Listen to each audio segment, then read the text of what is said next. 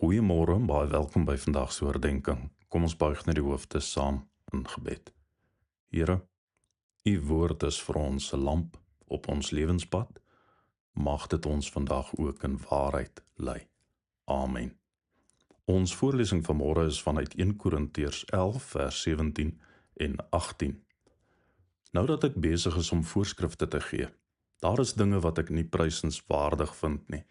Dit is dat julle samekomste eerder kwaad doen as goed. Wat my veral hinder, is dat daar, soos ek hoor, verdeeldheid onder julle is, wanneer julle as gemeente saamkom, en gedeeltelik glo ek dit ook.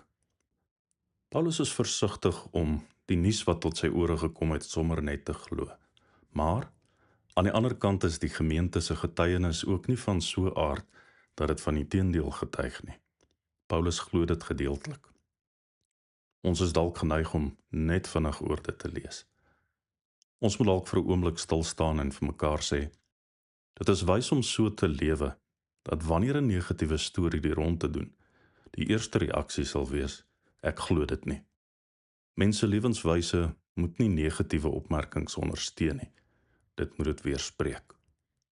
Sou dit dan valse gerugte wees wat die rond te doen, is jou hart in die vrede van waarheid toegevou. Sou jy dan met hierdie wysheid leef, sal jy sekerlik ook genoeg integriteit hê om te erken as jy 'n fout gemaak het en gerugte waar is.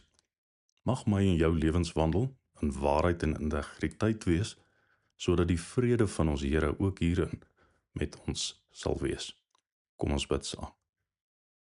Here, bewaar ons asseblief van die kwade en lei ons op U weë. Amen.